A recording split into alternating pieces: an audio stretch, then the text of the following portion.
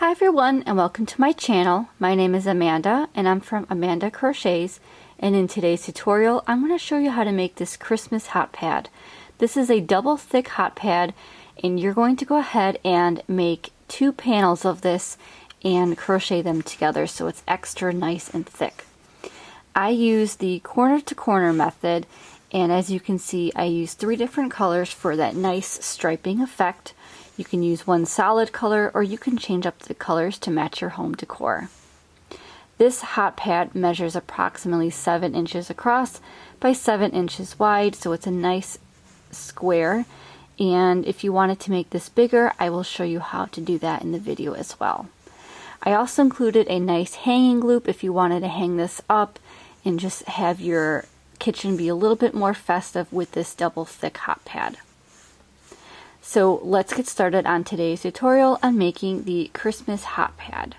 So for this hot pad, you're going to need 1 skein of 3 different colors. So I'm just going to be using what I have in my collection already, which is Hobby Lobby. I love this cotton. You can use any cotton yarn that you would like. And this is 100% cotton. And this is considered a 4 medium weight yarn. And the recommended hook size is a US I9 or 5.5 millimeter crochet hook. And looking over here, you need, this is a 3.5 ounce skein or 100 grams, 180 yards or 165 meters, and this is the color white. This next color is called Sage. If you wanted to use the darker green color that Hobby Lobby has, you can do that as well. This is just what I had on hand. And this is red. So again, 1 skein of the 3 Christmas colors. And then I'm going to use a size H8 or 5 millimeter crochet hook instead of the recommended hook size. If you wanted to use the recommended hook size of an I9, you are welcome to do that. I just wanted to use this to make it a little bit more thicker. So let's begin today's hot pad. So for the Christmas hot pad, we're going to be going in a corner to corner method. So it's going to be worked up a little bit differently than going back and forth in rows or in the round. We're going to be working more on a diagonal.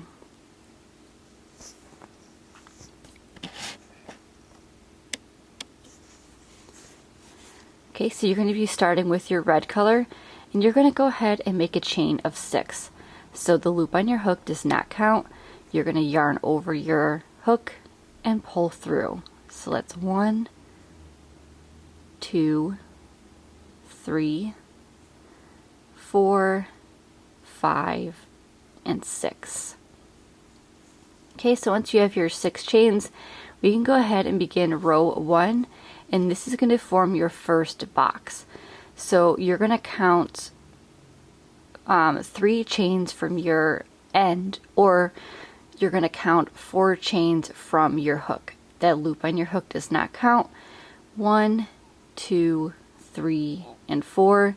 And if you wanted to count from the tail end, you would just count 3. 1, 2, and 3. So either way is acceptable. And you're going to go in that 4th chain from your hook. So you're going to yarn over your hook, and we're going to be making a double crochet. So yarn over your hook, insert your hook into that 4th chain, yarn over, pull up a loop, 3 loops on your hook, yarn over, pull through 2, yarn over, pull through 2. And that is your first double crochet. Now those skipped stitches, the 3 chain stitches that you missed, are going to act as a double crochet. So we're going to make 1 double crochet in the next 2 chains. So again, yarn over your hook, insert your hook into that next chain, yarn over, pull up a loop, 3 loops on your hook, yarn over, pull through 2, yarn over, pull through 2. One more time, yarn over your hook, insert your hook into that next chain, yarn over, pull up a loop, 3 loops on your hook, yarn over, pull through 2, yarn over, pull through 2. So as you can see, this is our first box made, and this is the end of row 1. So now when we work row 2, you're going to have 2 boxes on either side, and your work is going to be looking in a diagonal fashion. Okay, so for row 2, you're going to go ahead and chain 6. So 1, 2, 3, 4, 5, and 6, and you're going to go ahead and turn your work, and you're going to see these back bumps. You're going to count 3 up.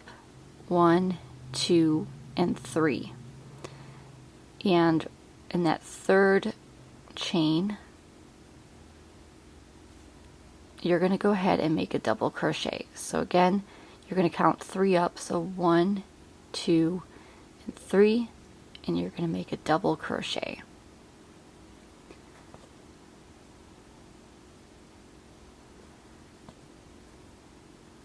And then in the remaining 2 chains, you're going to go ahead and make 1 double crochet in that one as well.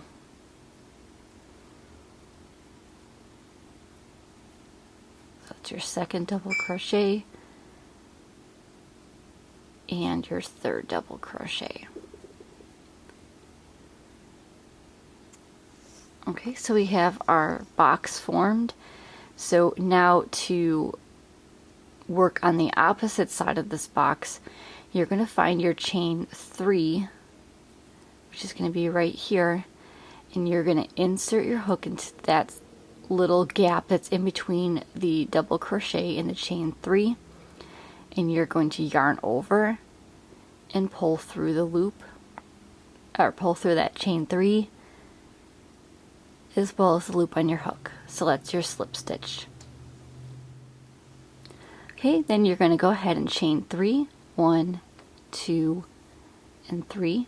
And again, that chain 3 is going to count as a double crochet. Now, you're going to make 3 double crochets all inside that chain 3 gap that's right here. So you're going to yarn over your hook, and you're going to go around those chains, and you work your double crochet as normal.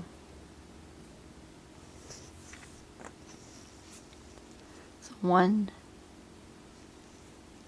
2, and 3.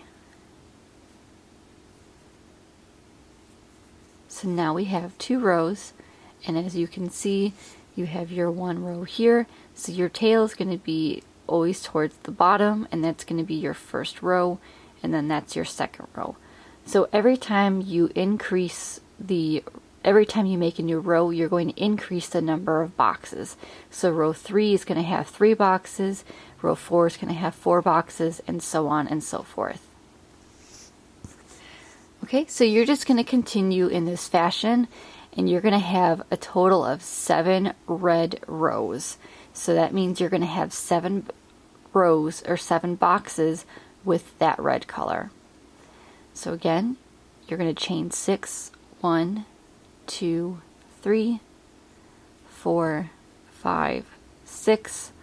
You're going to turn your work, and you're going to count those back bumps, and you're going to go up 3. So 1, 2, and 3. And you're going to make a double crochet in each of those 3 chains. 1,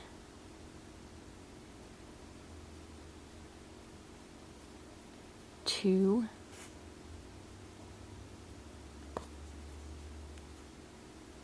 and 3.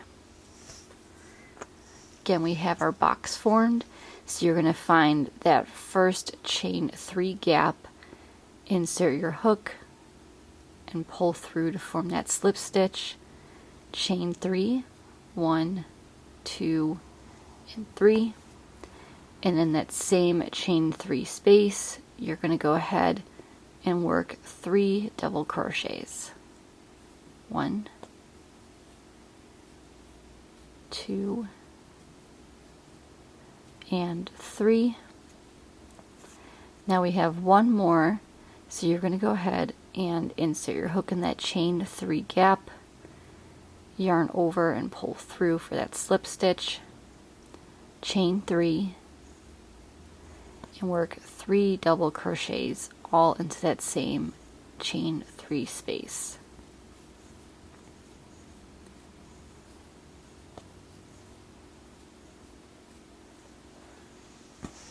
Okay, so that is what 3 rows looks like.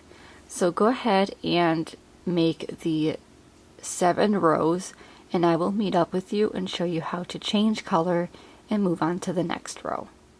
Okay, so I have my 7 rows, and as you can see, you have 7 boxes. So 1, 2, 3, 4, 5, 6, and 7.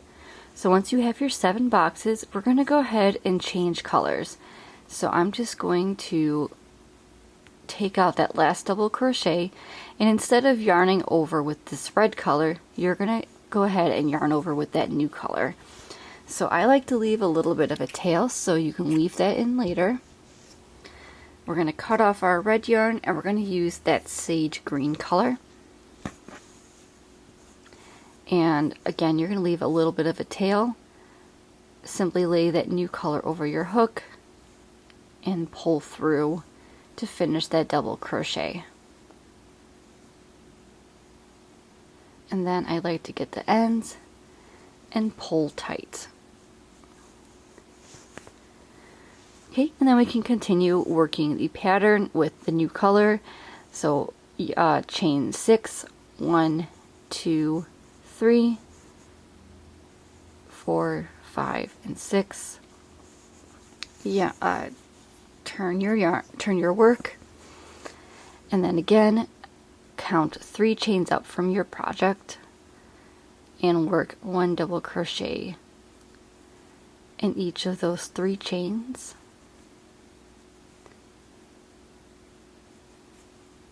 One, 2,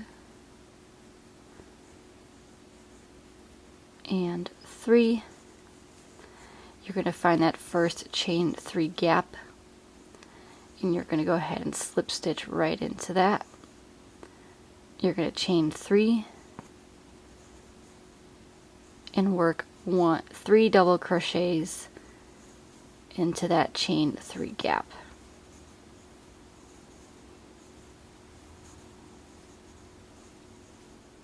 Okay, so I made 3 rows with that green, and then you're going to have a total of 10 boxes across your row. If you wanted to make your hot pad a little bit bigger, you will just continue to make the increases until your desired width, and then you will go ahead and start the decrease.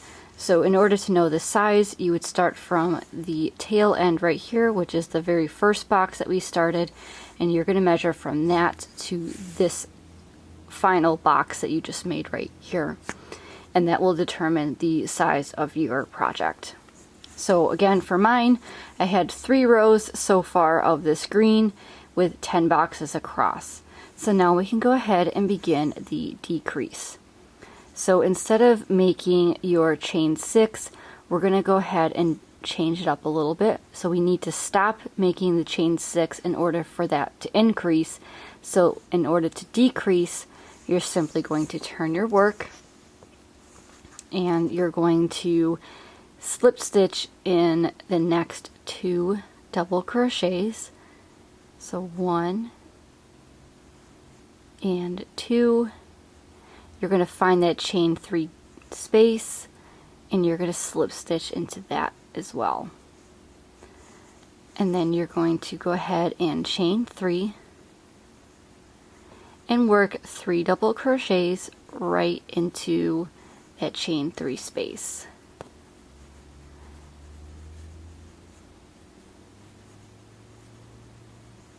Find that next chain 3 space and make a slip stitch, and then continue your pattern. So chain 3, 3 double crochets into that chain 3 space.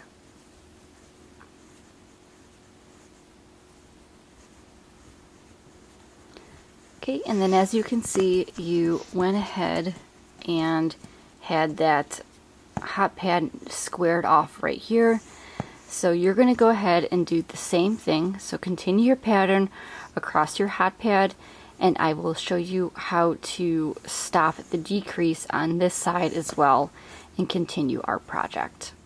Okay, so I'm at the end of the row, and I'm just going to find that chain 3 space and make a slip stitch. So you're going to end the row just by making a slip stitch, and again we're going to go ahead and turn our row, and you're going to make a slip stitch in the next 2 double crochets.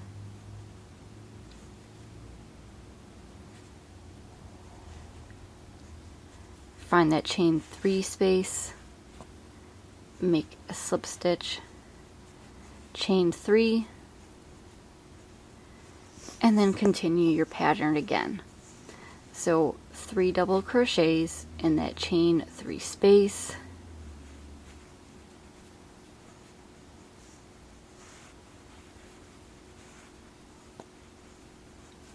in that next chain 3 space you're going to slip stitch, chain 3, and 3 double crochets into that chain 3 space.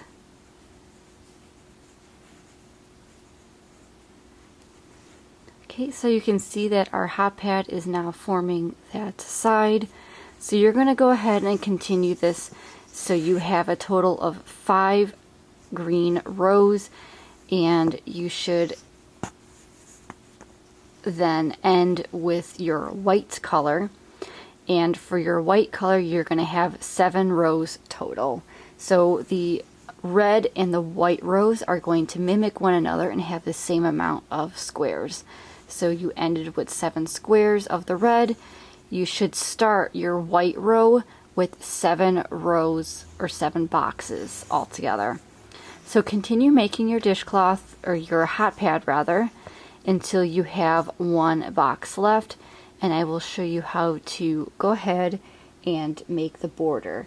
Now you're going to make 2 of these panels together, and then we're going to go ahead and crochet them together to make this hot pad extra thick. Okay, so I'm coming up to my very last box, so you're going to go ahead, chain 3, work that last box with 3 double crochets,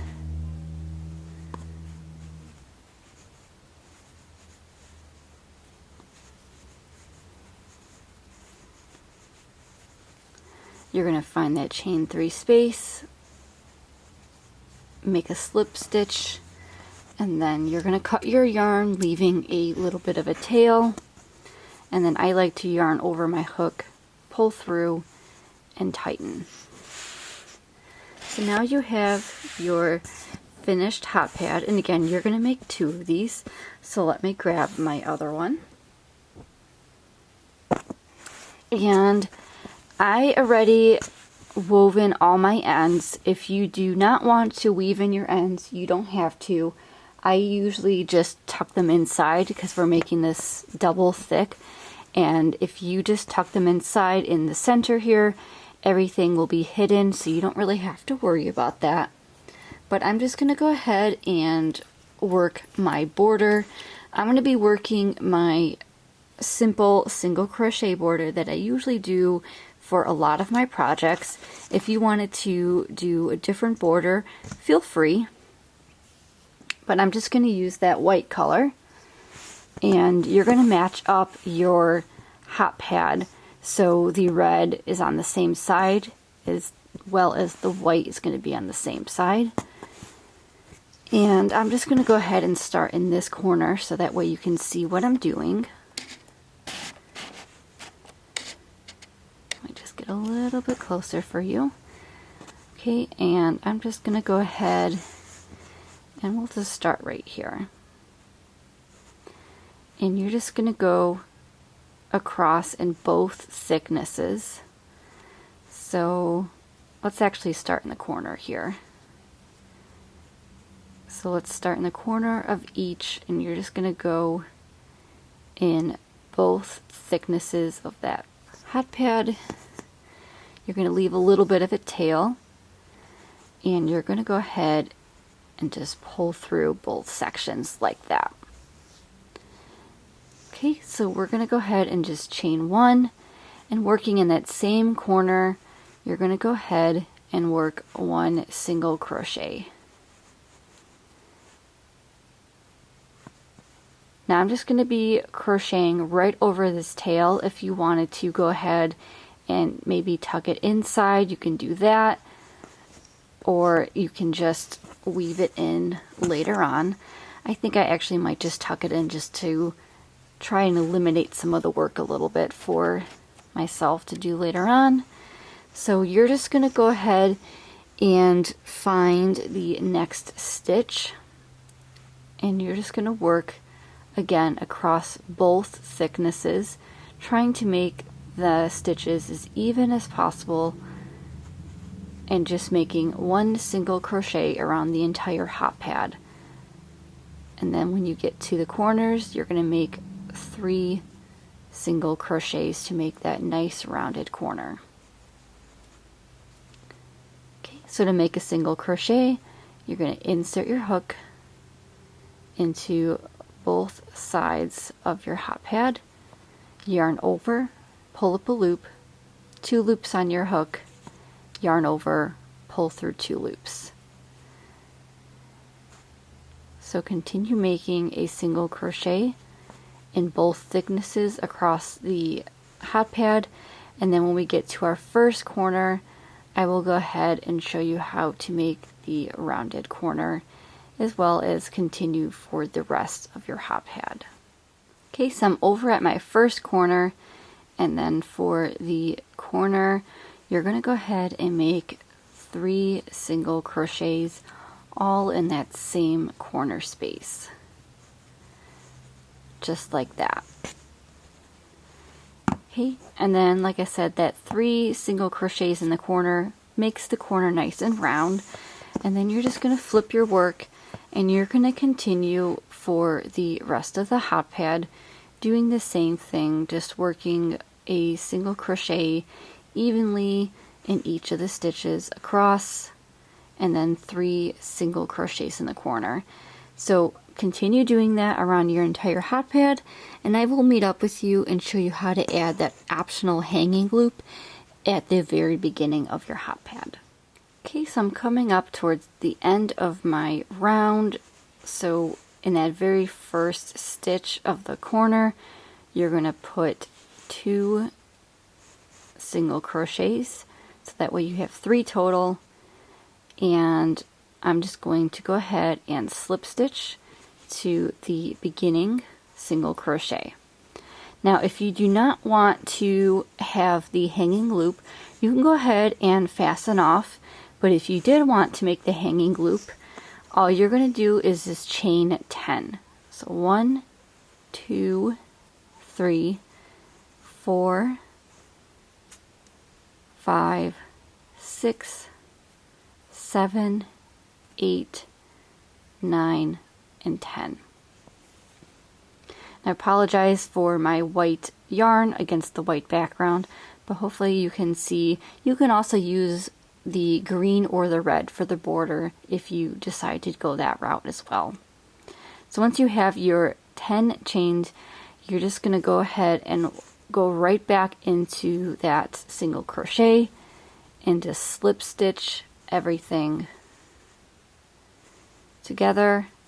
Then you're going to go ahead and take your scissors, again leave a little bit of a tail, yarn over, pull through, and tighten. And then you can go ahead and weave in that end. But that is just your hanging loop and what it looks like. And let me zoom out a little bit. So this is what your finished hop pad is going to look like. It's very nice for the holiday season.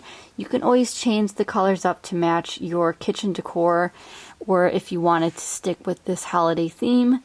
And I know some cotton yarns are variegated, so you can have the variegated colors to make it a little bit more festive as well.